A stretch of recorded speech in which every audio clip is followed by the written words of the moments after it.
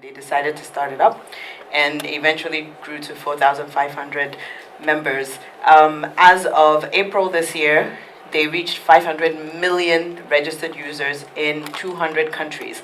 Now, the interesting thing for us, since we are here in Ghana, West Africa, is that about 158 million of those people are based in Europe, Middle East, and Africa, and 57% of them access LinkedIn via mobile.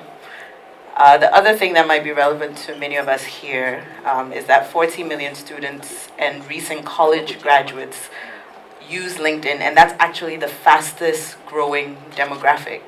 So that's also important to note. And then also 70% of LinkedIn users are actually outside the United States, which says that a lot of the opportunities are also outside the United States. So for those of you wondering about whether there are opportunities. Sorry, can you go back one slide? I skipped something.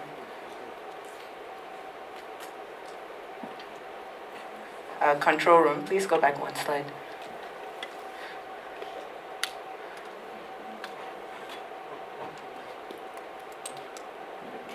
So while we wait for that to be sorted out, let me just get another quick survey. How many of you are university students or recent graduates? By show of hands.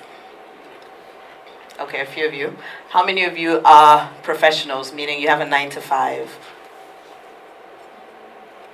Okay, and then entrepreneurs or freelancers. Okay, so probably just a bit evenly spread. Okay, so LinkedIn has a number of powerful features. Number one is the profile, because that is essentially where you input your information and you make yourself accessible. Okay, finally we have it. So what can you use LinkedIn for? Number one, employers can use it to hire talent. Number two, people like you and I can use it to market ourselves so that we get the opportunities that are out there. Companies can also use it to brand and sell specific products and services. That's a relatively new aspect of LinkedIn that they've been rolling out over the past few years. And then you can also use it to learn and gain skills. I keep pressing it too hard. Please go back one. So the essentials are the profile. I've already spoken about that. And the search. The search is probably the most important element of the LinkedIn platform, as with most other social media platforms. The keyword here is keywords. That's basically what it is. So keep that at the back of your mind as we go through these slides. And then there's also Pulse, which is LinkedIn's publishing platform. And so before, you only had like the profile, the equivalent of a CV or resume, and over time they started including articles, and initially it was sponsored articles, and then eventually other people, regular users and members, could also put out their own content. So that's what Pulse is. And InMail is a messaging system, so it has an inbox. I'm sure some of you have gotten messages from your friends, your colleagues, people you don't know, and InMail is a specific element of that messaging platform, which allows people to contact people outside their network. So generally speaking, on LinkedIn, to contact somebody, you need to have a connection, meaning they must be in your network. You must have accepted them at some point. But if you have InMail credits, you will be able to contact people who are not in your network or who you have no contact with whatsoever. Okay, so let's take a quick look at what a profile should look like. This is my profile on LinkedIn. At the very top is my cover photo. All of this is very similar to what you see across different platforms. So it's not that different in that sense. So you have the cover photo. Ideally, it should be striking and draw attention and give a very quick message. So with mine, 3 words: inform, interact, inspire. Right. So you need to figure out for yourself. If you're a student and let's say you're in the sciences, maybe you're going to have some photo of test tubes up there. If you are a carpenter, maybe you're going to have some woodwork, something to capture the essence of what it is you do or that you're interested in. Or if you have a tagline like I do, you could have the tagline there instead. The summary. So the summary is, does this thing have a, okay. So this is the summary. And essentially what it is it's the first thing that people will see when they come to your profile. So in many ways, it's your elevator pitch. It's your 30 seconds of fame to either win somebody over or have them walk the other way. So when it comes to the summary, it's really important that you pay attention to your passion, pay attention to your goals, your uniqueness, and then try to highlight your strengths. So here I have, for mine, I have bilingual freelance consultant working across Africa at the intersection of policy, digital media, and creativity. And then you have a whole bunch of information. Now, why is this important? It's important because, again, LinkedIn runs on keywords. So the more relevant keywords you have in your summary, the easier it is for the search engine to pull it up, so that when people are searching for people maybe working across Africa, I'll probably pop up because I have that there, right? So the summary is very important. And try to aim for 40 words or more, but don't go too overboard. Then you have your profile photo. If you do not have a profile photo on LinkedIn, it reduces your chances of being found by about 5 times that of someone else who has a profile photo. And not just any profile photo. Try as much as possible to get at least one good headshot of yourself and have it on there. And it should be professional looking. So no, when you go to the club, please do not take a photo in the club and put it on LinkedIn, because first impressions count. So if you were to approach someone like me, I probably wouldn't look twice, because it doesn't get the sense that you're in quote serious. LinkedIn is a bit more of a serious platform, so make sure that you are fine-tuning it to that. And then you also have skills and endorsements. And basically what this is again, keywords. So I work in international development. One of my top skills is international development. I work in strategic communication, so those keywords are also found on my profile. And the reason why it's important to list your skills is people who are searching, or headhunters, they're looking for specific skill sets. So if you have that listed on your profile, the chances of you being found, again, go up. And actually, if you have at least 5 skills listed, then you get up to 17 times more views. So that just gives you a sense of how that works. Sorry. Please go back one. Thank you. So another aspect that is relatively new and that many people don't seem to be using right now is the media. So you can actually add this part. You can actually add multimedia for the summary and for each experience that you list. So if, for example, my very first job here in Ghana, I was working as an administrative assistant for a startup publishing company. And I actually wrote something for the company, and I have excerpts of that on my website. I could actually put that there under where I list worked as administrative assistant, and that basically gives proof. I don't know if you guys heard the story today of some very funny guy who claimed to have God knows how many PhDs. Yeah. Yes. So, and basically, for those who didn't hear, claimed to have many PhDs.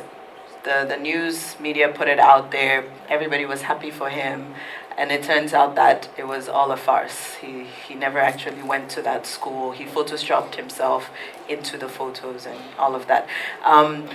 So essentially what it means is you need to consistently prove your credibility, right? So if you do go to a school, you should be able to list it there. If they have you on the school website, for example, you can put it there as a student to say, I'm a member of the student government organization and this is our webpage, just so that recruiters can actually verify that what you're saying is true. Beyond that, it also gives a bit more of insight into what it is you actually do and what it is you're interested in. So for example, what I have here is about a short story that I wrote and a TEDx talk that I did. And it gives other avenues into people who might be interested in working with me to get a sense of the kind of work I do or the kind of work I'm interested in. Next up is recommendations. So how many of you have used the LinkedIn recommendations tab by show of hands? Yeah, not too many people. The recommendations tab is actually a very powerful tool because people like to talk about themselves, but it's always great when other people hype you up, right? So that's basically what it's there for. If you did excellent work with a company and you're leaving the company, some people will ask for a severance package. They might tell you, you're an intern. What are you talking about? Instead of asking for money, ask for a recommendation. Why? Because it adds, again, credibility to who you are, and it's a testament to the kind of work that you can do. So recommendations are excellent for that. We are not going to go too much into recommendations, but I might touch on it a bit later on. Now, groups. Just as you have Facebook groups, WhatsApp groups, you also have LinkedIn groups. And LinkedIn groups tend to be very focused on interests or affiliations. So if you went to University of Ghana, I don't know if there's a LinkedIn group for University of Ghana, but they should be, right? Because there are people who have passed through the University of Ghana, people who could probably give you career insights and advice, or who you can reach out to when you're, for example, researching on a company you might be interested in. So groups are excellent for that reason. They can also be very focused on skill sets, for example. So if you are an economist and you're looking at regressions and analysis and whatnot, if there was a group on LinkedIn, you could join that to keep up to date with the latest trends and so on and so forth. And then finally, posts. As I mentioned, this is relatively new. Being able to share content and links that you write either on LinkedIn or elsewhere. And the important thing here is don't just share the content, also share your perspective, right? So if you are into climate change and we're talking about the hurricanes that the US is dealing with right now, and you wanted to, there's an article drawing a parallel with Ghana, for example, and you've done some work in the field and you know exactly what's happening with climate change, you can share the article, but just make a little comment and talk about some of the things that you're also seeing. It kind of positions you like, oh, there's somebody who knows what they're talking about, versus you just share the article, like which part of the article moved you, which part of it resonated, what should I be looking out for, right? So that's another important tip. Okay, so how do I use LinkedIn? I use LinkedIn to connect, to create, and to cultivate. And just to give you a sense of my LinkedIn background, because some of you are probably like, why am I listening to this girl talk about LinkedIn? She doesn't work with them. I joined LinkedIn in 2008. I was studying in the US, and this was at the height of the economic crisis. So I probably sent like 30 to 50 applications, all turned down. No, no, no, no, no. Because I'm a Ghanaian student trying to get a job in the US. So what I ended up doing was I joined LinkedIn, and I also set up a website highlighting my professional skill set. Why? Because at the time, LinkedIn didn't have a lot of the functions it now has. So for example, being able to put the media, I couldn't do that back then, and so on. And so I used a website that I developed to give links to works and articles and all of that stuff that I'd done. But thankfully, you guys don't have to do that now because you have LinkedIn and it has a lot of these functions. My most popular LinkedIn article, I'll talk a bit about this later, is about email etiquette. And it's actually an article that I didn't really pay attention to when I was writing. I was writing it out of frustration. But it's gotten over 143,000 views since it was published in 2015. And that's probably more than all the articles I've even written on my own platform. So that gives a sense of the potential reach that you can get with LinkedIn with the right content. And then since 2014, for those of you who are wondering, oh, how do I get opportunities? So since 2014, I have had over 7 in-mails. These are messages from people who I'm not directly connected to about opportunities on everything spanning from technology to entrepreneurship to development and so on, right? And I should make a point that that was also when I started using LinkedIn Premium. So we'll talk a bit about how LinkedIn Premium can be used to get some of these opportunities that you need, in addition to how content can help you gain more visibility. Are there any questions so far? Feel free to ask. I like it to be interactive. Yes? Yeah, so just a quick one. Yeah, so my name is Papaya Asari. Okay. I tweet at PY Asari. So I just want to ask, the 143,000 you're talking about, was it like organic or you put something? Totally organic. Totally organic. Like, I even forgot that. You have to take the question again. Okay. Yeah, so sorry. Yeah, so my name is Papaya Asari. I tweet at PY Asari. So I just wanted to ask whether your outstanding views of 143,000 was organic or it was paid. Okay, thank you for the question, Papaya. It was totally organic, partly because at the time LinkedIn didn't have sponsored content, so even if I wanted to pay for it, I couldn't. And really, a lot, we'll see a breakdown of how it got those views soon. I'll show you the back end on that. But yeah, it was totally organic. I actually even forgot about that article. I think it was maybe a year or two later. I started getting all these questions to my email account linked to this LinkedIn profile. And that's when I checked and noticed that for whatever reason, people have a lot of questions about email etiquette. So yeah, so it was totally organic. Any other questions before I move on? Yeah. I heard you mention something about being bilingual in your profile, and I know that on LinkedIn it allows you the opportunity to create a profile in different languages. So I'm just wondering what's been your experience with that, and what are some of the benefits you can share with us? Thank you. Okay, so I actually have not made my profile translated into another language. In this case, I would have probably chosen French, partly because I already get the opportunities. So I don't need to right now. And it's also because the skill sets, being Anglophone and being able to speak French is not particularly, it's not widely available in our demographic, right? Especially as a woman as well.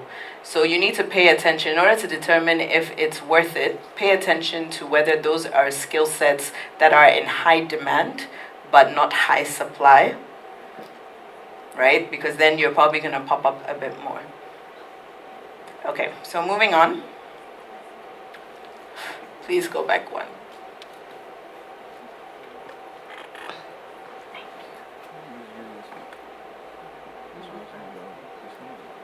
Sorry, operator. Can you please go back one slide?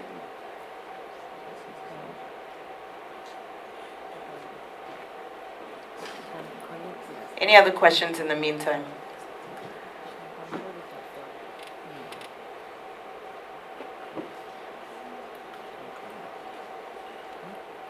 Sorry, can you please go back one slide? Thank you.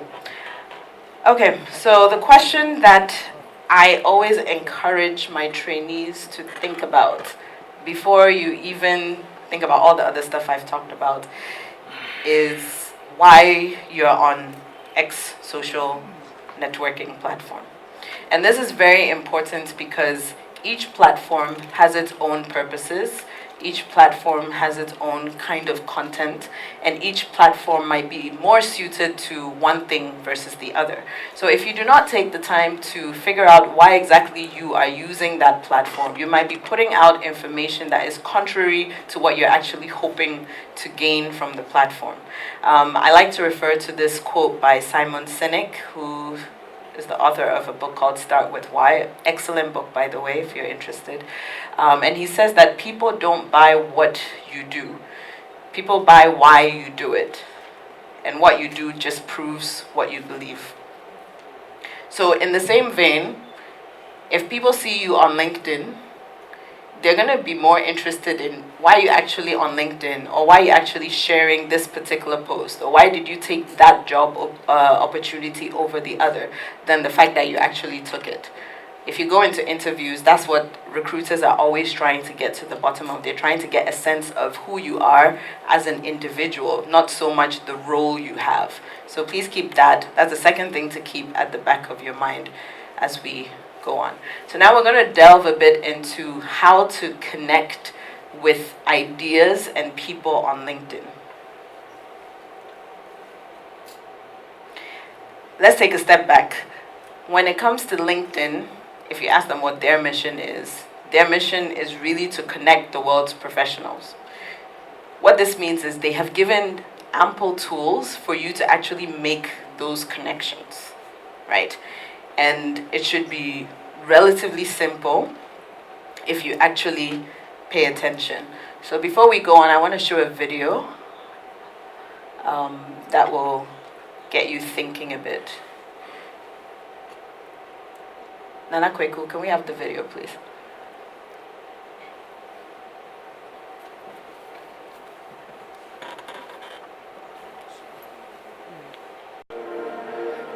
I'm a forensic artist. Worked for the San Jose Police Department from 1995 to 2011. I showed up to a place I'd never been, and there was a guy with a drafting board. We couldn't see them, they couldn't see us. Tell me about your hair. I didn't know what he was doing, but then I could tell after several questions that he was drawing me. Tell me about your chin. It kind of protrudes a little bit, especially when I smile. Your jaw. My mom told me I had a big jaw. What would be your most prominent feature? I kind of have a fat, rounder face. The older I've gotten, the more freckles I've gotten. I would say I have a pretty big forehead. Once I get a sketch, I say thank you very much, and then they leave. I don't see them. All I had been told before the sketch was to get friendly with this other woman, Chloe. Today I'm going to ask you some questions about a person you met earlier, and I'm going to ask you some general questions about their face. She was thin, so you could see her cheekbones. And her chin, it was a nice, thin chin. She had nice eyes. They lit up when she spoke. Cute nose. She had blue eyes, very nice blue eyes.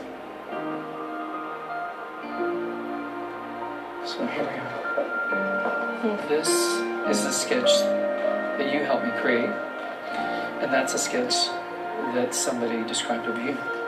So yeah, that's...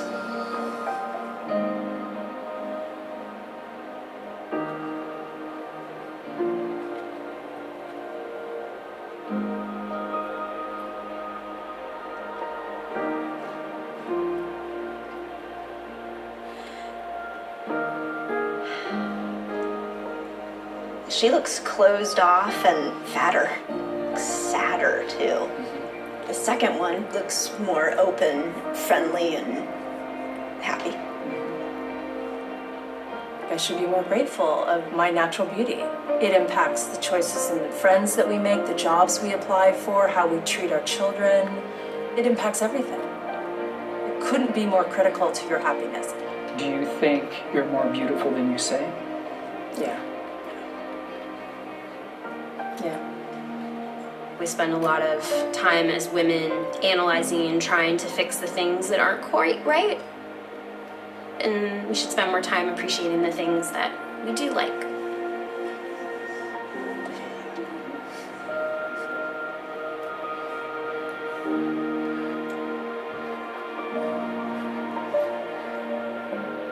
Okay. So how did this video make you feel? Someone's clapping. Anybody want to share?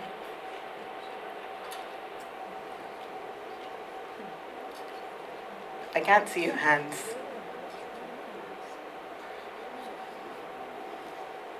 Yeah, go ahead.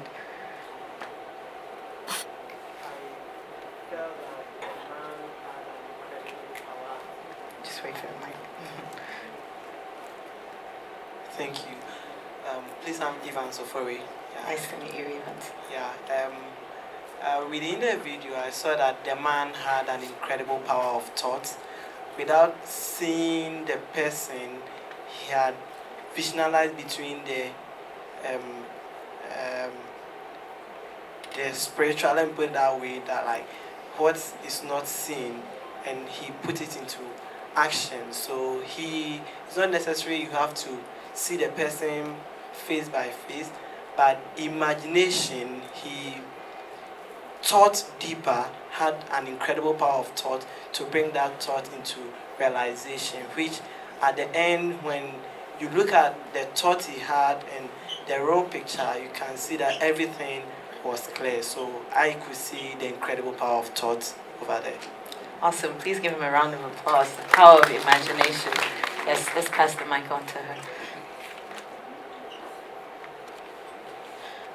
My name is Ivy Enyunam. I think what I saw was, and what I felt after watching the video is, many a times we sell ourselves short. We sell ourselves so short that people actually pay for less when you actually are worth more. Man, she took the words out of my mouth. Well done, Ivy. Thank you. Anybody else? In the back, in the middle? Yes, in the middle. I'm Shivona Sofiansa.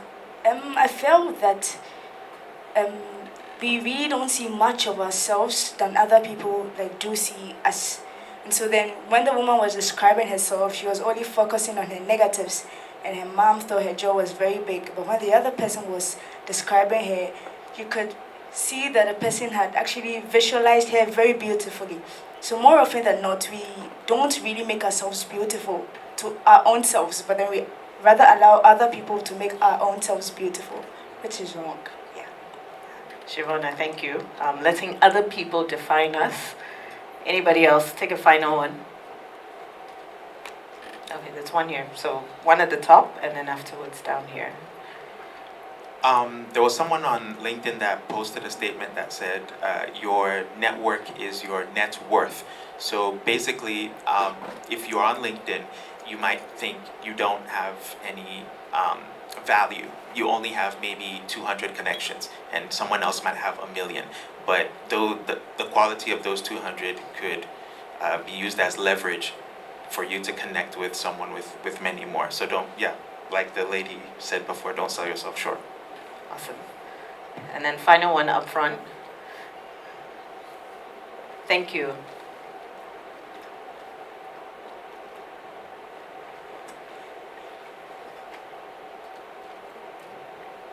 Thank you. My name is Christopher. Maybe this is as a virtue of what I do, but I see a brand using connectivity and people and emotions to position themselves in a certain way. Thank you. Yes, that's everything you said is on the money and exactly what I was hoping would come out. Many times when I show this video pretty much in every single presentation that I do, for the very simple reason that, number one, even we had like 5 people talk, I think there were at least 2 themes that were consistent across them. So already, just by watching this video, those people are connected because they had similar ideas, right? Number 2, what he said, and he's taking a more specialist angle to it as someone who does branding. This is actually a Dove advert.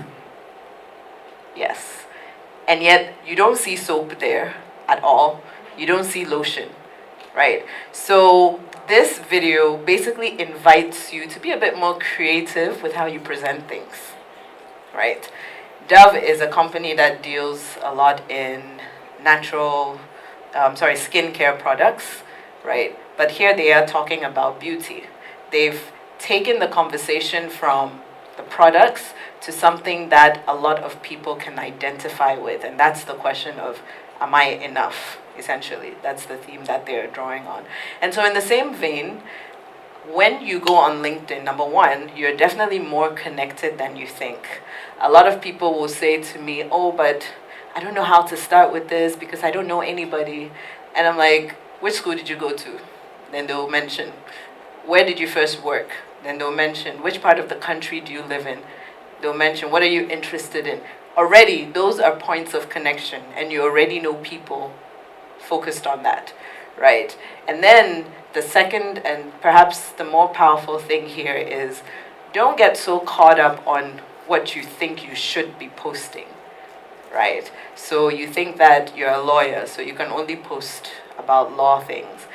The reality is you are a multifaceted individual. And so you can find ways to find connection points between the professional and the personal. Because at the end of the day, going back to Simon Sinek, people don't buy what you do, they buy why you do it. So keep that in mind. So now let's talk about how you can actually go ahead and forge connections on LinkedIn. So the very first thing, the video lends to the very first point on there, which is to take stock of your existing network. Ask yourself, who did I go to school with? Who do I work with? Who did I have a very insightful conversation with about something that I thought I was the only person who cared about? Those are the questions you should be asking. And if you're able to narrow down the people, you will find people who have similar interests as you and probably who actually care about you. If you have nobody at all, you have your family and your friends. And they know things about you that a random person down the street probably doesn't know. So you can always start from there. For LinkedIn, in order to make the process easier to take stock of who you know, if you have a Gmail account, Hotmail, Yahoo, there are a whole bunch of different accounts that you can use. You can import your email contacts, and LinkedIn will tell you who is already on LinkedIn, which of your contacts is already on LinkedIn, and then you can send them invitations directly, right? The other feature that LinkedIn has is called the mutual connections feature. So for instance, if I know person X, right, who knows person Y? Person Y and myself, even though we are not directly in touch, we have person X in common. And that already is a connection point, right? Because this is where you ask for introductions. If you do not know somebody, you say, oh, Chale, you know that person in your class who was talking about all of this and that? Yeah, I want to learn more about it. Can you introduce me to them? Why are introductions important? Introductions are important because if somebody walks up to you on the street and just starts talking to you about personal things, you're probably going to be like, goodness, what's wrong with this person, right? Versus that person walking down the street with somebody you know and then saying that is going to be a very different reception, right? We gravitate towards the familiar, and so we're more likely to pay attention to communications that come through when there's somebody we know and trust linked to it.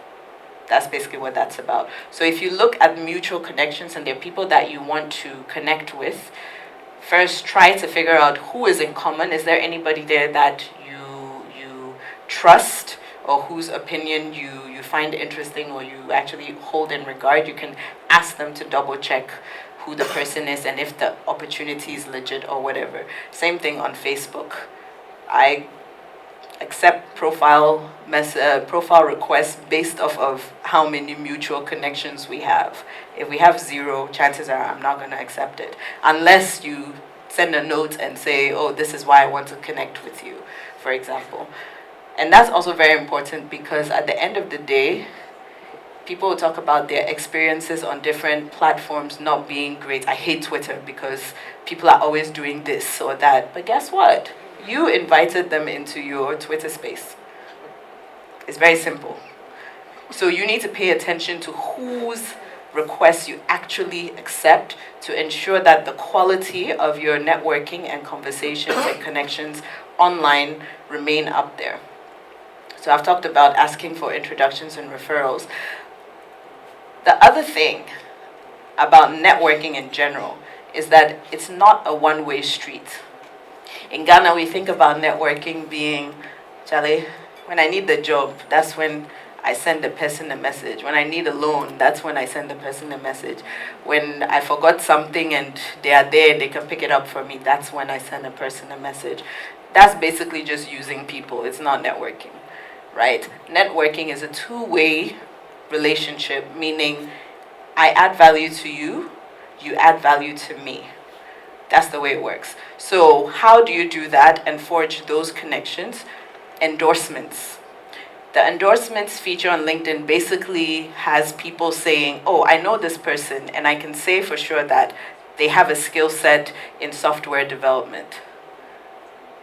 For the person, it helps with their keywords and visibility.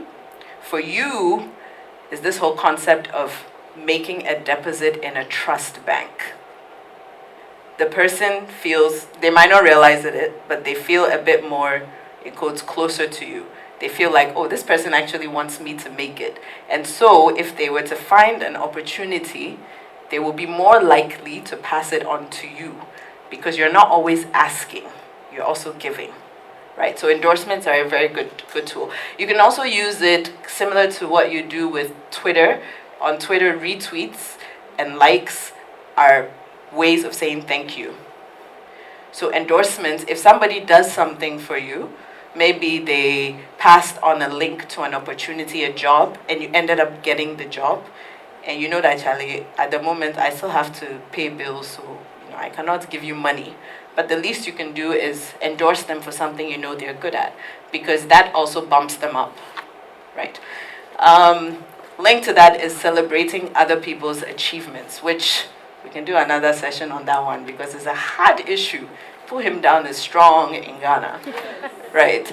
But the bottom line is that, especially if you are in the same industry, because I know that that's usually when we think twice about, oh, should I share this thing? But I want to do the same thing, and they are doing it.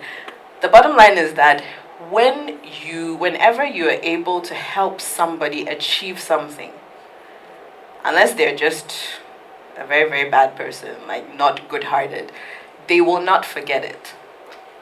They won't forget it. And so in the same vein, it comes back to you. The more you do it, the more you get it back. If you find an opportunity and you're not able to use it, for example, when I was working at the African Development Bank, we used to get young people together a lot to talk about policy issues. And in many cases, someone wouldn't be able to make it. And I can count the number of times that they recommended somebody else. I mean, the funds are there. It's a free ticket, free housing, a great opportunity to improve somebody. If you cannot make it, pass it on. Right? Because what ends up happening is it enriches your network. And ultimately, down the line, when this person reaches X level, it might not be that you're asking for a job. It could be a partnership that you need to move your own business forward. Essentially, it comes back to you. So it's very important to celebrate other people's achievements. And LinkedIn makes it very easy for you because if you're subscribed to their emails, they will tell you that, oh, Chale, this person is celebrating their 5th anniversary at work. This person just got a new job. They will give you those prompts, so take them. But of course, make sure you're doing it because you want to and because you're actually genuine about it. Don't just do it because now you know that this is a way of positioning yourself. Because people can tell the difference, right? Yeah. And then leaving constructive comments and sharing relevant content. Sometimes I share things and I don't know why, I honestly don't know why I share them. But I just feel like somebody needs it. And that's the way it works. If you're able to provide value, what ends up happening is people consistently come to you for value. And so you will start getting referrals, number one, which is probably the biggest way that you get opportunities. They're usually referrals, personal networks. You start getting referrals, you start getting tips, like, oh, Charlie, I saw that you're applying for this job, but this person, this is how they like people to present themselves, so maybe you should think about presenting yourself. That makes a big difference. It might seem like something very small, but it can go a long way. So it's very important that you actually engage with people who are doing things that you find useful, right? Let them know that you acknowledge that they are doing it, and they will also acknowledge when you have something constructive out there. And then I already talked about exploring connection points and interests with regards to groups. So we'll have a look at a screenshot which shows you how that can be used to move forward. Any questions so far? Feel free to ask your questions. Okay, so informational interviews. These are 2 examples, and both of them are real. So the one over here is an example of what you should not do on LinkedIn, right? So this young man sent me a message and just said, I need a job, kindly assist. That's it. And unfortunately for him, I was in a very annoyed mood that day. So that was my response. Yeah, so do I. Because at the end of the day, you did not give me anything to go by. Even if I was going, let's say I was feeling very, very altruistic that day, I wouldn't know what kind of job to pass on to you because you never told me. And that means you want me to come and look at your profile and figure out, oh, this is the kind of job. That gives me more work. So when you're reaching out to people, you need to make it easy for them. Don't make it so that they now have to go and try to figure out, oh, who is this person? What do they care about? What exactly do they want from me, right? So we have this one on the other side, which is a message that I sent when I was leaving grad school and trying to find a job, right? And I'll point out a number of things that you can apply. So I've blanked out the names, but here is someone's name. It's her actual name. I do not know if she's married or not, so I use Miss. If you don't know if the status of a woman's marital status, just use MS. It covers everything. Okay? And then the other point, where is this? So I say who recommended I get in touch. So when someone tells you, oh, contact this person, ask the person, do you mind if I tell them that you referred me? It's very important. Going back to the example of walking down the street, if they know that you have somebody in common who they can identify and trust, they're more likely to pay attention to you. It's very simple.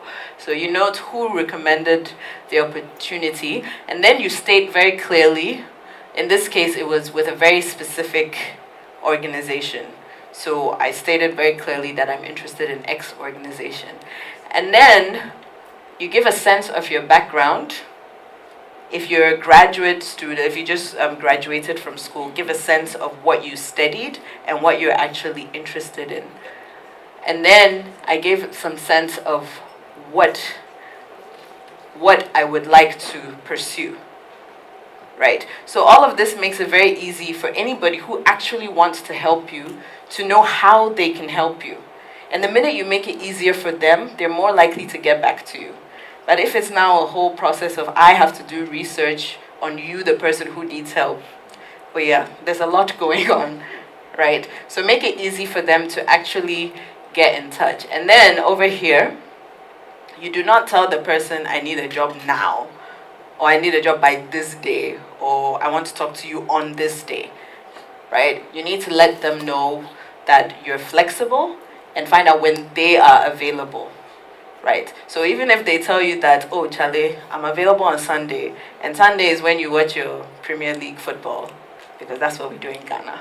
Charlie, miss that match and meet the person then, because that's when they're available. And finally, I gave examples of how we could connect.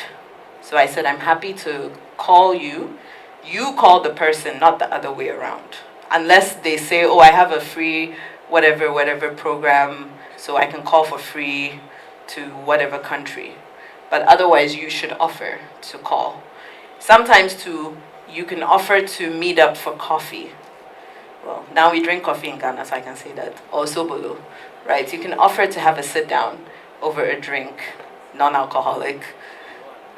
Oh, why? Because you always have to remember it's a professional setting, right? and you buy them the drink for a few minutes of their time, right? So any questions on this before I move on?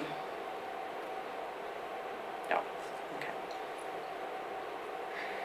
Create value. This is probably one of the most important things you can do across any of the platforms, whether it's Facebook, Instagram, Twitter, LinkedIn. It's important to, sorry, go back one. It's important to create value. Why? Because when you add something to other people, they're more likely to keep coming. When you put out negativity, unless they are just people who like negativity, they're not going to be around. Please go back one.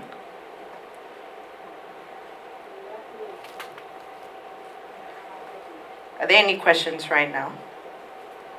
Yes. Yes. Okay. So I particularly like the session you did just before this one. Okay. So I just wanted to know if you have any practical stories of people who were able to land some jobs via LinkedIn. Are you aware of any that you can tell us just to inspire us? So I'm not going to put him on the spot, but there's someone here who actually shared a story with his work colleague who ended up getting consultancies through LinkedIn, and it's paid. And myself, I've had a lot of opportunities. The 7 I mentioned, I think I probably took up 1 or 2, mainly because I had other things doing. Sorry to butt in, but why didn't you pass on the rest to us? Oh, I actually Don't did. mind. That's the thing. You pass it on. And I think there are a bunch of mailing lists that are very industry specific that you can pass on, or sometimes you post it on your social media platforms. But before you do that, especially if it was a headhunter. So a headhunter is somebody who has been hired to fill positions, essentially. If it's a headhunter, you need to first ask permission from them if it's okay for you to share it with your networks, because they probably reached out to you because you meet certain criteria, and they will tell you, I don't have any examples of some of the emails I got, but they would tell you specifically that, oh, you seem to meet these criteria. So chances are they do not want you to just blast it out, because they're being very, very specific with how they're going about it. So ask about it, right? And as to how to make yourself more visible, we're going to talk about that, right? It ties back to creating value. So when it comes to creating content, or anything really, when it comes to relationships, is a question of adding value. And on LinkedIn, there's this guy. How many of you know Gary Vaynerchuk? Yes. If you don't know him, I beg you, after this, go and look for him. He's a very no-nonsense guy. He swears a lot, but he gives it to you straight. And he's probably one of the people that I'm constantly consuming his content, because it's really good and he adds value. Very simple, right? So he says it's important to know your audience.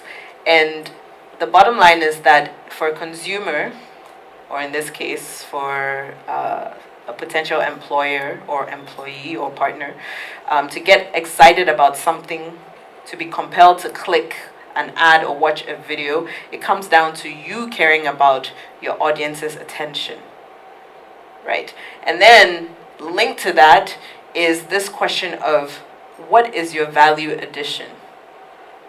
What is your distinguishing factor? And this applies not just to LinkedIn, but also when it comes to your regular resume. When you go to a job interview, what do you bring that the other person doesn't bring? That's essentially what recruiters are doing. They're assessing who bring us more value. End of story.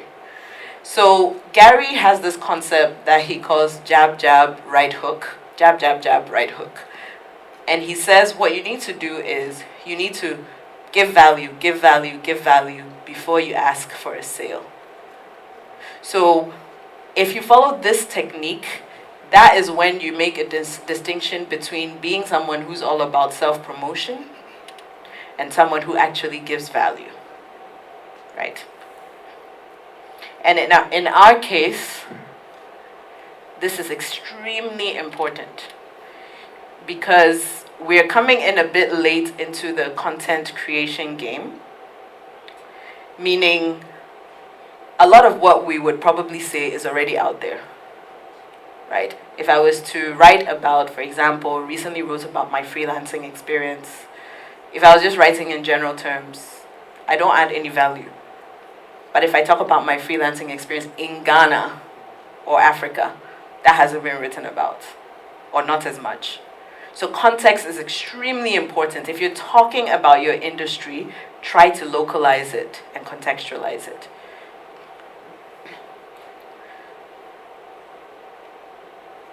Okay, so how do you create valuable content? So these are just some ideas about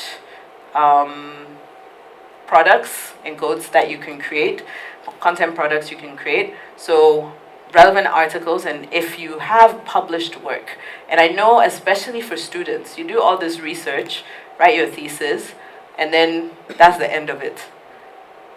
If the government or your institution is not giving you avenues by which you can put that information out, create those avenues yourself, because guess what? And part of what you can do with that is just write an executive summary of your research and put it out there. And down the line when you're looking for a job, and I used to do this a lot, I did my thesis in college was looking at economic growth between Ghana and Malaysia. And then later on, I looked at social media as a tool for democracy. And I put it out there. It's on my resume that this is what I did my thesis on. And it becomes a point of conversation, if nothing at all, a point of conversation between you and recruiters. So LinkedIn has a feature where you can actually put links to your published work. And another tool you can use is called academia.edu. I think it's .edu, academia. It's a platform for academics, right? So as a student, if you do not have any avenue to actually get published, you can go on academia.edu and upload your paper. And what ends up happening, or in my case, my experience, what has happened is people will use your research for their own research. They will cite you, or sometimes they'll contact you for interviews to get a sense of what you think about things related to that. And what is this about? Can someone tell me what all of this is? Why is this important? Sorry? Credibility, yes. Okay, this is not really tied to plagiarism. If they cite you, you're good. If they don't, then that's a problem. Networks, it's about networking. Because you've added value to someone by making available a paper or research that you did in Ghana, in a village somewhere in Ghana. This person cannot get to that village. And you've brought those insights and put it on your platform, and it's available for them. So it adds value to them. And in the same vein, if they do cite you, you can reference that and say, my work has been cited. So you see the feedback loop. Professional development tips. I love to give professional development tips because at a point in time, I thought I was going to do career development. And all of you here probably have professional development tips. It's not a specific kind of person who has that.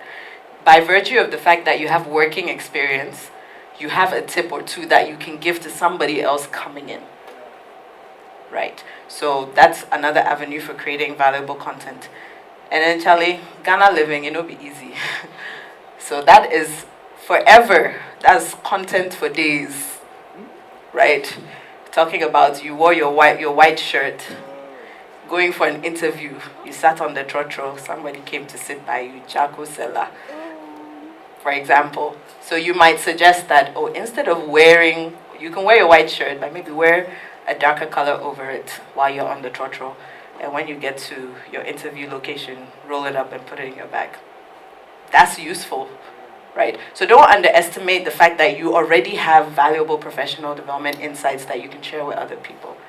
And then, of course, opportunities. Everybody loves opportunities. The only thing I'll say about this is when you're on a platform where opportunities are being shared and you're taking advantage of it, also share opportunities.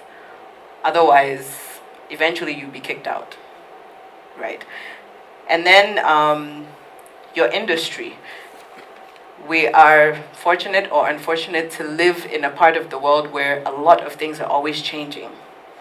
So if you're talking about free SHS, talk about your own experience. Compare it to your parents when they went to school and how you feel they address global issues or Ghana issues, the way of thinking. Talk about that. It's talking about free SHS, pro or con. So try to be invested and interested in current events, especially if it's related to your field of study or your industry, wherever you work. And add value in that sense too. Too many people don't document what they're doing. And so that is why consistently when you're doing research, I've not come across a research paper on Africa where they do not say data is lacking. That one is consistent. It will be there. And even if you're writing it yourself, you don't say, you have to put it there because it's the truth. And part of that is because we as citizens and individuals, we are not documenting a lot of this stuff. So if you are in such a specialized sector, that's a valuable piece of content that you can make available. So long as you're not breaking any laws, of course. Any questions?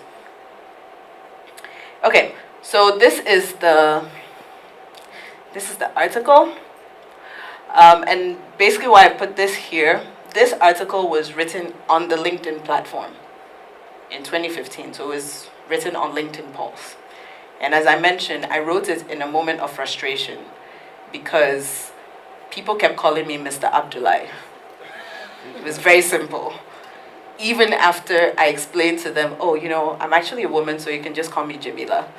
No, they still call me Mr. Abdullahi. And somebody actually took it a step further because he was trying to be annoying.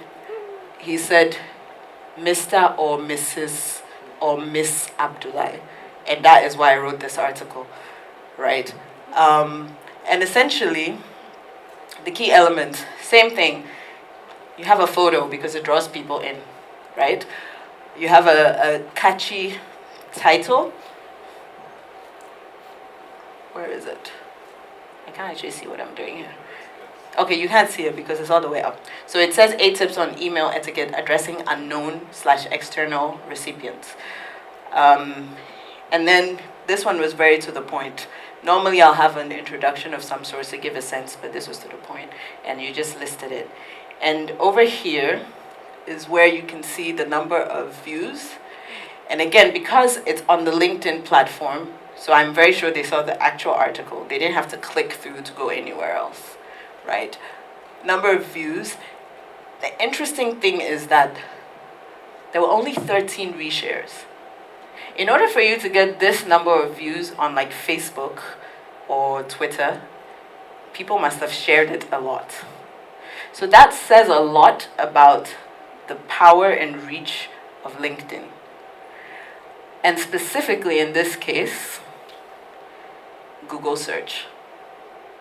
Because my platform is public. My LinkedIn profile is public. And so because there are a lot of keywords in here, when people did a search for how do I address somebody I don't know in an email, this article probably popped up. And that's why the views went up, right? And then this is actually quite recent. This was on August 25th. Somebody reached out who does trainings in Finland, and they're using the article for the training. So this gives you a sense of how you can create valuable content, and it comes around. Because now if I were to go somewhere and I wanted to brag about it, I could say that this article was used for a training in Finland. It adds credibility to what I do. Okay. Now this one is an example of a post that is not native to LinkedIn. If you click this link, it's going to take you to my website, right? And just from experimenting, if you post directly or write directly on the LinkedIn platform, it's going to go further. For each of the platforms, actually. If you create a video, if you create a YouTube video and put it on Facebook, it's not going to go that far. If you create a video and put it directly on Facebook, it's going to go further. So native publishing, basically. And same thing here, hashtags. Hashtags are very important on all of the platforms. They started out on Twitter but they've expanded to Facebook, Instagram, LinkedIn as well. And what hashtags are is not just to express your emotions, because a lot of us use it for that. It's basically indexing. It's indexing. So it's saying that this post has something to do with studying abroad. This post has something to do with education. This post gives you some inspiration, right? And so when people start looking for study abroad articles, guess whose article is going to pop up? It's about keywords, okay?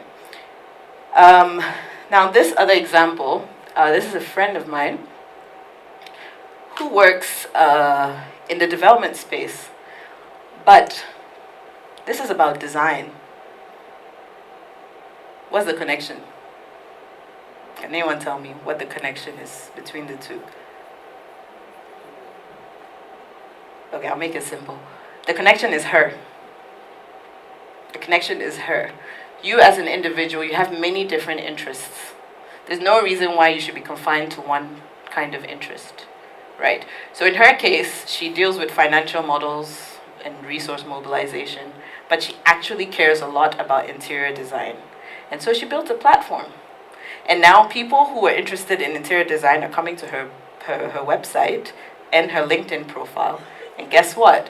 If she's looking to eventually transition out into design, she already has a body of work that can vouch for her credibility. Right? I hope it's making sense. Are there any questions? Okay. Oh, and one other point. So what she did actually, she combined the two. So she posted this on the native LinkedIn platform, but she only gives a snippet, and then she gives a link to her website. So she kind of combined the two. So these are 3 different ways you can present your content on LinkedIn. Now, cultivating relationships. Oh, this is not supposed to come. I wanted to ask you a question. But we've already talked a bit about it, about the fact that networking is not about connection. It's not connection. It's a 2-way relationship, which requires that you are developing and nurturing a connection over a period of time. And if you're able to do this, I promise you, it will pay back multiple times. So, for instance, when I was in school, I was really lucky because when I was in school, I never actually had to pay for housing the entire time I was abroad. It was always through connections. It was always through school connections. At one point, I was living with a lady who was 70 years old, but who went to the same school that I did. Her only connection to Africa was that she'd worked in Sierra Leone at a point in time. And I lived with her. And to today, she's a Facebook friend. I sometimes check in on her. How are you doing? How are your kids? What do you think about Trump? All of that. It's nurturing the relationship. And so if ever anything comes up, because she gets to know me as a person, and she's thinking about, oh, who would be good for this? She's going to think of me. And it's not because I asked her, it's because she knows me. It's personal connections, right? So, important thing to remember. Getting the job is as much about what you do when you're not looking for a job as when you are. So while you're in school, are you volunteering? Are you doing extracurricular activities? If you're in the corporate world, is your company doing any corporate social responsibility? How are you giving back to the society? And even if you feel like, oh, I'm not interested in X industry, but if it does have some linkage to whatever you're doing, take an interest in it, because you never know when you're going to transition out. I never thought I would be in business or entrepreneurship. I thought I would be in public policy. But here we are, right? So you never know what points will come about that you have to transition. So nurture your networks across different fields.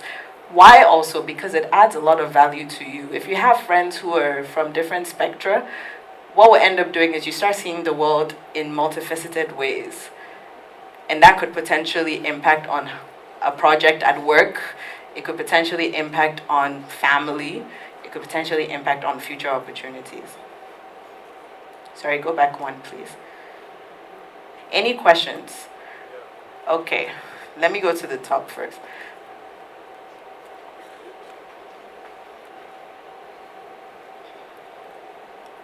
My question was about the articles, the LinkedIn articles that you publish. Yeah. Does it matter if it's your first time publishing? Because I'm under the impression that when you publish for the first time, it goes to your entire network.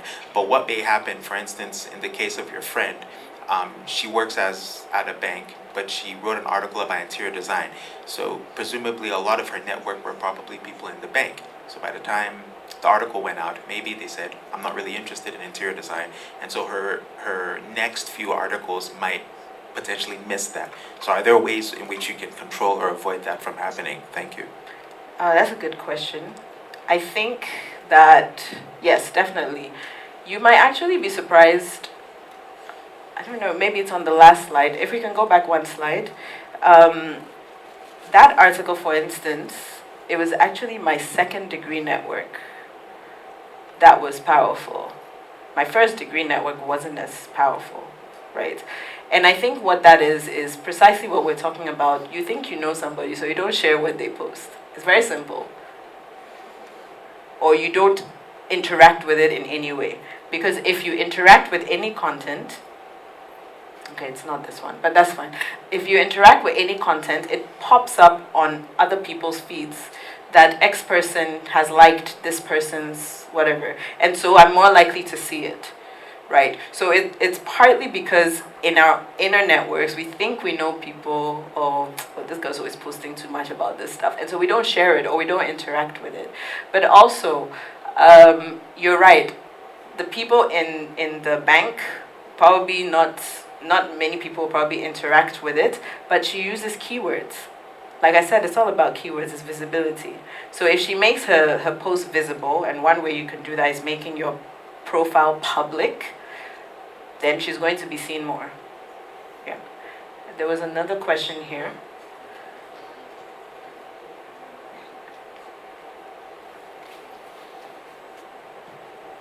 Okay, thank you. My name is Abdul. I'm sure you know me without actually knowing that you know me. Nice to meet you again. You published one of my articles on Circumspect, that is Nowhere Cool. Burkina Faso. No, that's Nation Building and the Returnage Dilemma. Yeah, that's me. Nice to meet you. Yeah, finally. Actually, I'm starting a new blog called AnansiandTheDragon.com. Okay. And then my question is that for bloggers, for instance, is it important to have personal, individual LinkedIn pages, or is also important to have a page for your blog or for your platform? Okay, let me just ask you a quick question.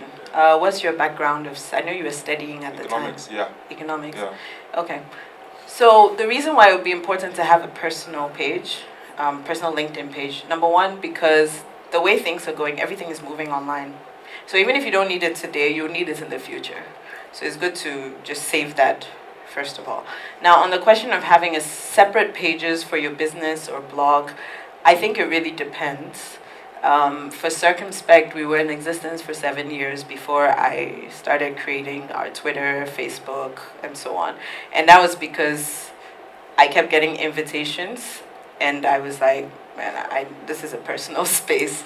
I want to be able to separate the two. So it really depends on what you want at the time. But if you feel like it's something you're going to do long term, probably turn into a business venture at some point, for example, then I do recommend bookmarking it. If it doesn't work out, you can always delete it. Any other questions? I want to make sure that we're getting your questions answered, so please feel free. Yes. Hello? Yeah, so this thing has been really bugging me for a long time.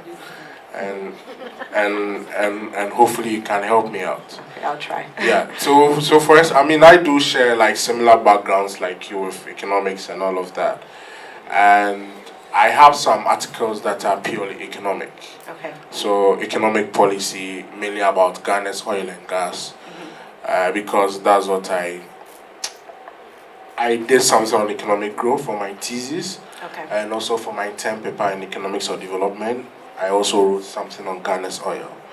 I now dabble in like digital marketing, but also like in the democracy and governance space. Okay. So the question I want to ask is, I'm quite intrigued about the LinkedIn publishing that you introduced me to.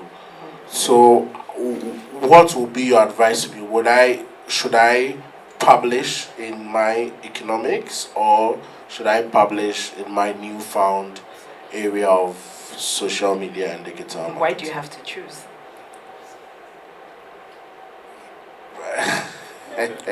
No, really. No, that's a very serious question. Why do you have to choose? Because you are a multifaceted individual, right? So, for example, let me see if I can come up with an example. The reason I started writing about economics and development was because I was studying it, right? And when I was studying it, I was learning all sorts of things, and it was mind-boggling to me that I didn't know this when I was in Ghana. So that's why I started writing about it. It's not because I was positioning myself or anything, right? If you're looking at economics, there's this concept of data for development. That's a perfect way to merge economics and digital marketing. The concept of big data, right? The concept of accountability and transparency and having access to statistics.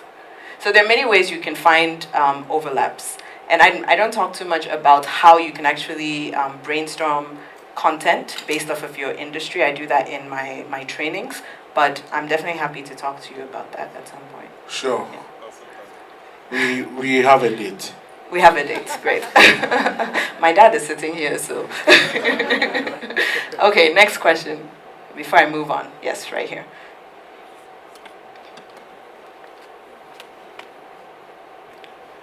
Hello, my name is TJ. Hi, TJ. I noticed in the slide before this one, there was a small graph about the first degree and the second degree. And I noticed the first degree is smaller than the second degree. That had to do with the article that you posted. Yeah. So could you explain the differences? Can we go back to that slide, please? Go back one.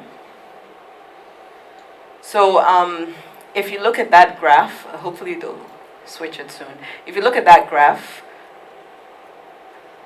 sorry, go back, maybe keep going, I'll tell you when to stop.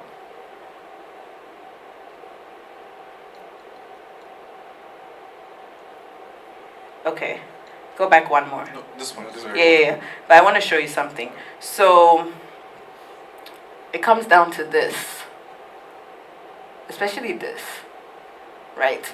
It comes down to where people are finding the article. And for this article, for example, people were finding it through Google, right? And for the other article, again, they're keywords. So the keywords make it a bit more visible beyond just my timeline. Same thing with why you will put keywords on Twitter, because it makes it a bit more visible, right? So it's really keywords, because LinkedIn is built on keywords. Most of the platforms are built on keywords. So is it like the generic views came from, like maybe 40,000 of the views came from LinkedIn itself, and then 100,000 came, that's a second degree, came from the Google searches? No, this one came primarily from Google search, if I remember correctly. Yeah, it says your article was found through Google search. What I want to understand is how is it possible to boost, how is it possible to get so many numbers from the second degree? Okay, Yeah. so I should say that I haven't seen these numbers since this article. That's number one. Also because there's a lot more content out there, so chances of being found are a bit lower, and that's across all platforms. But if you make your page public, then you will be picked up by search engines. If your page is private, they don't have the rights to access that information. So check to see if your page is public or private. Double check to see if you're putting the right keywords. And then there are also other things like when you're posting. Yeah. If you're posting, for Ghana, typically post when people are in traffic, when people are on lunch break, and when people are in traffic. And on weekends. that's when you're gonna have a lot more people interacting with your content because they're bored sitting in a car in traffic, right? If you post it while they're in the office, I mean, let's give the benefits of the doubt. Ghanaians like to work. While they're in the office, they're not going to be checking it. So there are a lot of different elements that come together. Yeah. Okay, so moving on.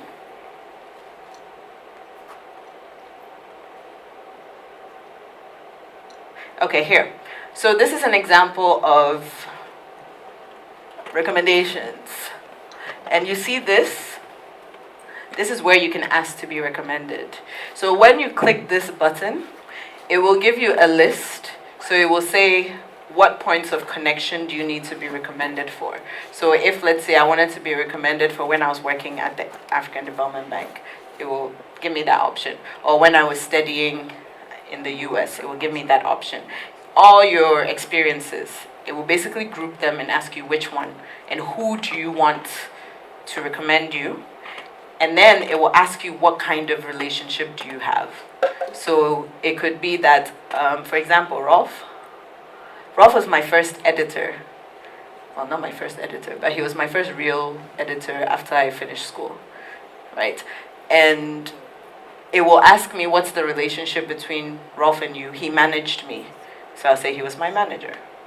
And then it will give you a draft template of what you can send to Rolf to ask for recommendation. I advise that you fine-tune it. Don't just use the generic one because people ignore it, right? And if possible, actually have a conversation with Rolf outside of LinkedIn before you send it. So you tell Rolf, oh, you know, Rolf, I'm looking at jobs right now, and I would really like it if you could give me a recommendation on my work at DevX. And then Rolf will happily write something for you.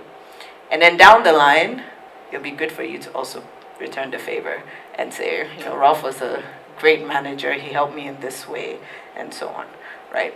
So it will list how many you've received and also how many you've given. Yeah. And then the other thing is the endorsements, just so you can see. So over here, the thing that many people don't know is that you can actually decide what shows up. So after you put in your skill sets, you can go in and they have these drag and drop things, and you can move them up or down. So depending on what opportunity it is you're looking for, move them up and down, right? So if I'm looking more towards digital marketing, I'll probably be pushing the fact that I do social media, communications, event planning. I'll probably push that up more. But if I'm looking for opportunities in development, which is what I use LinkedIn for primarily, that's what I put here. And on the profile, before I forget, they will also ask you what industry you're in. Pick it carefully. Pick it very carefully. So I have international trade and development as my main industry, and so I tend to pop up more for those. But if I was in law, maybe I had both. I might switch it from time to time. So always try to like play around with things, have fun with it, test things, because that's the only way you're going to find out what works for you, right? Okay, I've talked about that stuff already. Moving on. So LinkedIn Premium. How many people are excited about this part or have questions? Okay, a few people. So LinkedIn Premium, essentially it's paid. There's the free or the basic account, which you don't pay for. And then there's the premium account, which you pay almost $30 a month for. And what are the benefits of this? You are able to not only receive in mail, you're able to send in mail. Meaning I can contact somebody in a country that I've never been to, I know nobody at, because I have LinkedIn Premium and I get credits to send a number of in-mail messages, right? You can also see who has viewed your profile. I don't know why I'm giving these secrets out, but that's something I really like, because some people come and they interact, but they're only watching. And there's something that LinkedIn does that most other platforms don't do. Well, Instagram does a bit of that now. You can see who's viewing your stories and so on. And why is that useful? Because if, for instance, you're seeing a trend in the kind of companies that are viewing your profile, that gives you an indication of whether you're doing the right thing with your profile, right? If you're able to see that this person works in this industry, you get a sense of where your industry, your profile is resonating the most. So LinkedIn gives you that added, LinkedIn Premium gives you that added advantage. And then there's also preference in search results.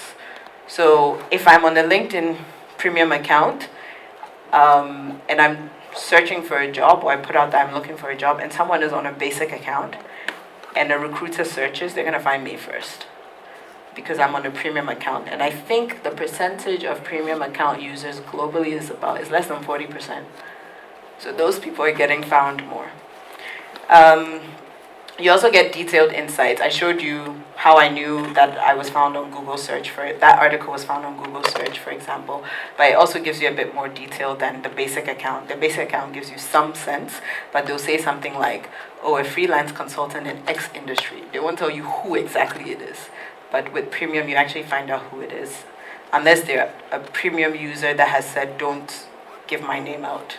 Yeah. And then LinkedIn Learning is basically like Coursera, right? It's a platform where you can take courses and gain new skills, and you have access to that. When you have a basic profile, they will often send you emails for a free trial, right? What I suggest is use it at that time, because that's when you need to be more visible. And afterwards, do you keep paying? So I'm currently on that, that account, primarily because I'm currently in the process of prospecting, looking at prospective opportunities to come in. After I have my schedule filled up, I turn it off. And so that way you don't have to consistently keep paying when you're not actually using it, right? So the takeaway for this is use it when you're about to transition or when you're looking for new opportunities and you need to be a little more visible, okay? Any questions? So I talked about LinkedIn Learning. This just gives you a sense of some of the courses, and they will actually suggest specific courses to you based off of your background. And there are over 5,000 courses that are available. So how do you go from LinkedIn newbie to all-star? This just to give you things that you can go and try out immediately. So job hunting. First, make sure your profile is complete. And LinkedIn gives you prompts. They'll tell you, oh, you didn't add your school information or you didn't add your volunteer experience. Take your time and put that information out there. Do you need to do bulleted points? It's up to you. But remember, the more relevant keywords you have, the higher your chances of being found. And I already talked about the multimedia. It sets you apart very simply, and then it gives pathways to more understanding of who you are as a potential candidate. And craft a compelling headline and summary. So I got this question a lot. Why is it that my headline does not say founder of Circumspect or something like that? And the point is, you already have founder of Circumspect in there, right? So use that opportunity to indicate other things that you might be interested in. Some people will say, currently looking for jobs in this industry. Other people would just put keywords on the different industries they work across. Some people will highlight maybe something they're very proud of, an achievement they're very proud of. So be a bit creative with that headline. Now, you also need to let recruiters know that you are open. Another question I get a lot. Oh, so I'm still at my current company and I'm looking for a job, but I don't want them to know that I'm looking for a job. So this function here, oh, please go back one. Okay, so this form over here allows you to let recruiters know that you're job searching, right? And LinkedIn says that they would try not to let your current employers know that you're job searching, but they can't guarantee it. But I've never had a situation where I've put that there. People I'm working with ask me any questions unless I told them myself that I'm job searching. You might want to turn off the notifications whenever you update your profile, because that's when people know that you are job searching. So take a look and then turn that off. But over here, you can indicate what countries you're interested in. For example, what kind of jobs you're interested in. I'm not currently looking for full-time work. I'm looking more for freelance, remote, and contract work. So you have a chance to play around with those, and that will help fine-tune where you are found. We talked about reorganizing endorsement. We talked about recommendations. And then customize your LinkedIn URL. Because by default, I believe it's an ID number. You can go in and change it to your name, right? If you're also very active on other social media platforms, mine, for example, is J. Abdullahi. It's just easier for you to be found. And follow companies and people of interest. Now, this is something I feel like a lot of people don't actually take advantage of. It's about the power of association. Because when you go to someone's profile on the right-hand side, it says people also viewed. And a lot of it is, if you check, there's a connection between that profile and the other profiles. So you need to be very careful about who you're following on all the platforms actually, but LinkedIn specifically if you're looking for jobs. And a final tip, you can actually download your profile as a PDF. So sometimes what will happen is an opportunity will come by and maybe you're in the office, you have a lot of work, and they say, oh, send your CV. And Charlie, you don't have time to fine tune your CV. If you keep your LinkedIn up to date, you can just download the PDF. It's kind of in a CV format and you can send that initially. And if they like what they see, then you can send like a bit more information. Any questions? We're almost done.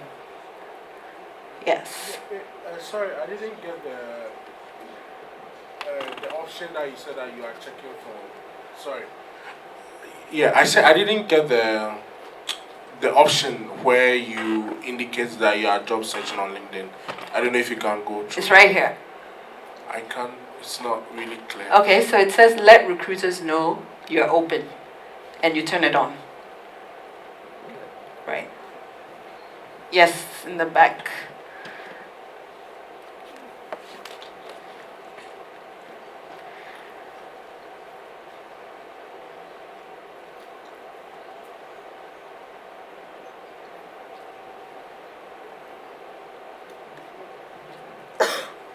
Hello. Hi. I'm Morissette Cranting. I handle social media for Silverbird. Please, I wanted to ask. But what you should probably also check is privacy settings. Because my profile is public. But for many people, when you go to their profile, you're not going to see everything. You're just going to see their name, maybe their current position, and that's it. So you have the option of fine-tuning that. So go through your profile, go to profile settings, privacy, and then just go through that form. And you should be able to fine-tune it a bit and have a bit more privacy. Sorry, can you get her the mic, please? Mm-hmm. What I was saying is, what would you suggest that, like, in case I get that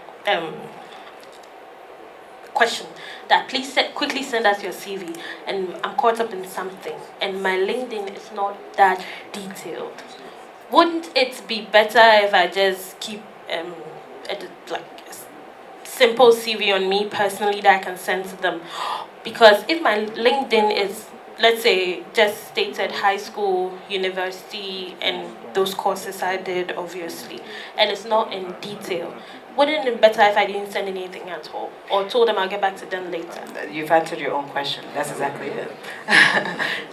Make sure, as much as possible, try to review.